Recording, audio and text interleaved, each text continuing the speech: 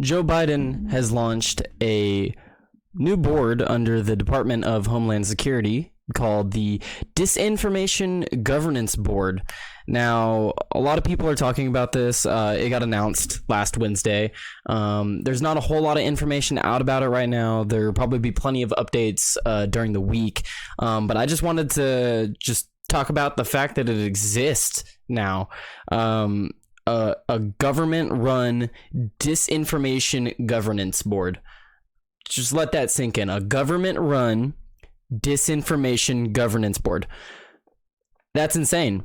That is absolutely insane. Whether it's Joe Biden creating this, whether it's Barack Obama, whether it's George Bush, whether it's Donald Trump, whether it's Ron DeSantis, I don't give a crap who does this. This is horrible. This is not something the government should be getting involved in. The government should never be involved in what let me restart.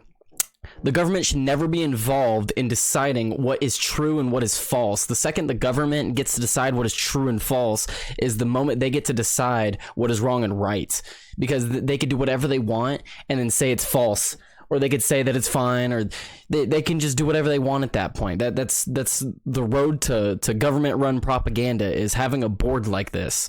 Now let's read a little bit here from the Associated Press.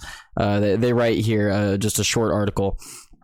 Washington Post: the Department of Homeland Security is stepping up in an effort to counter disinformation coming from Russia, as well as a misleading information that human smugglers circulate to target migrants hoping to travel to the U.S.-Mexico border. The spread of disinformation can affect border security, American safety during disasters, and public trust in our democratic institutions.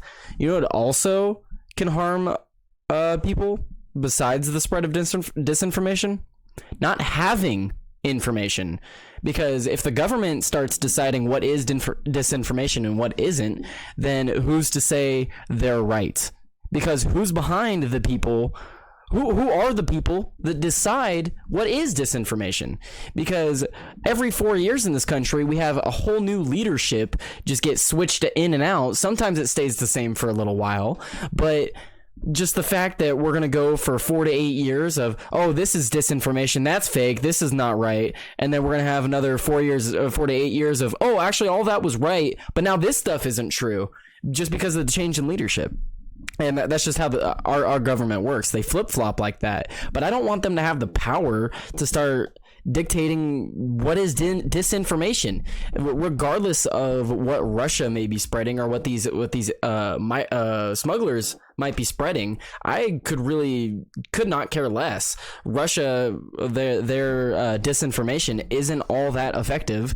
They don't spread all that much disinformation. And if you want to combat their disinformation, how about you give us access to more information? Because when has it ever been good to have less information on something?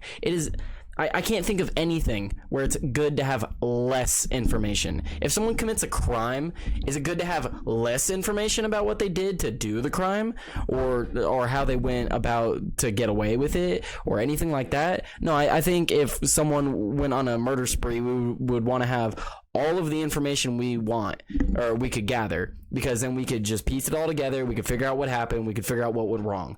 But, disinformation from Russia, so we can't have this over here talked about because it's disinformation and it's labeled as such.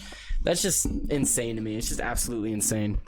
And I really do not feel comfortable with this, because regardless of their mission statement, that mission statement can change, that the board can remain even after their supposed goals have been accomplished.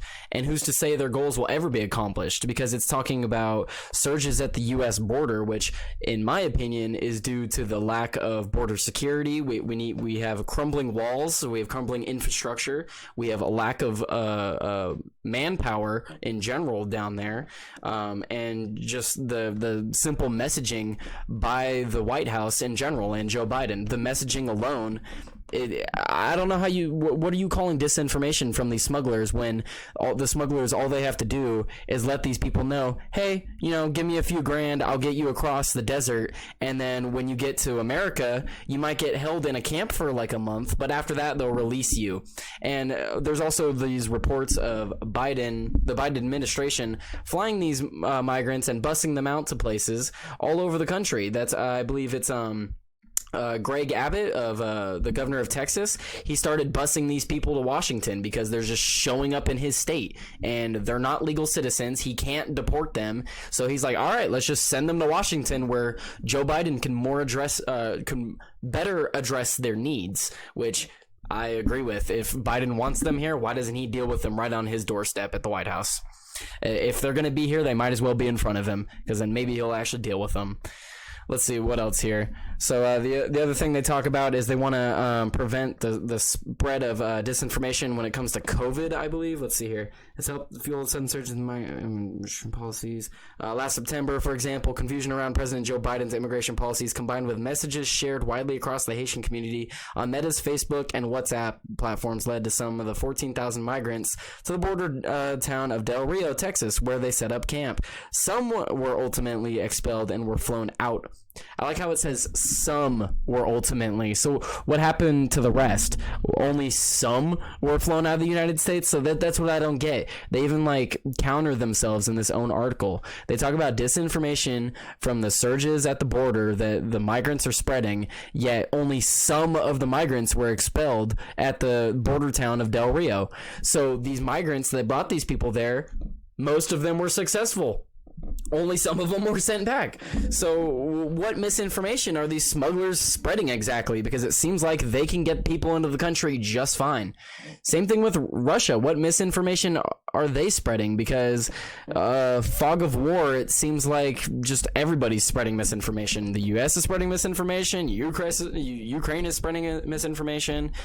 Everywhere is I don't really care. I don't really want to be involved in that. Russia and Ukraine can deal with their own thing. I don't know why America is getting involved in that when we really don't need to. I don't want to have a war there, as horrible as a thing that Russia is doing, but we're going to get dragged into that, and I do not want to go to war with Russia, especially if they're not threatening us directly. Sorry, Ukraine, but I do not want war. I do not want to go to war. Antagonizing Russia more is only going to make the situation worse, and I don't really know what else to say other than that. It's not really my place to speak on that, but I certainly do not want America going into any more wars. I think the war that's going on over there is bad enough. The loss of human life is bad enough, and us getting involved will only make the loss of life worse than it already is.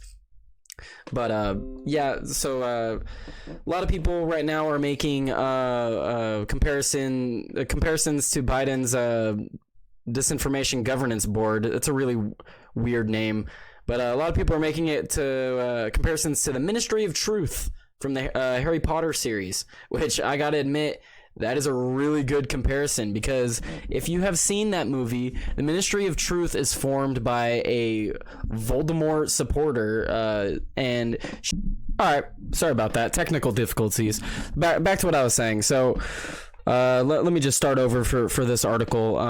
Biden establishes what people are referring to as the Ministry of Truth, and I gotta say the comparison is spot on. It's pretty spot on, because if you have seen Harry Potter, the Ministry of Truth is basically a department of the wizarding school or whatever, the wizard government, and she gets to decide what is true and what is false. So they get to decide all these crazy rules and all these things that were true are no longer true now, and you can't talk about certain things, and it just really sounds like that's what the Board of Disinformation will lead to, because people my age, we don't think about social security numbers. We don't think about how the government has a registered number for us, and that's just been around our whole lives. Was it around for my grandparents' lives? No, it wasn't, and it was really weird to them when all of a sudden they had this registered number with the government. So what happens when I have kids and then they have children and they grow up and there's just this board of disinformation, and it's normal. You see these articles and they're labeled possible disinformation by the board because it might have some disinformation in it, or you have these other articles that are talking about actual propaganda, and it's labeled fine because the board of disinformation says so. And that's just insane to me. The government is getting in to the game of the misinformation, disinformation, information, and that's just not okay. That's just not okay. When has it ever been okay for a government to get involved in such things? Never. The answer is never. We need more information out there. We need more people talking about what's going on. We don't need more people silenced. We don't need people being shunned out of public view. If something is disinformation, why don't we prove it?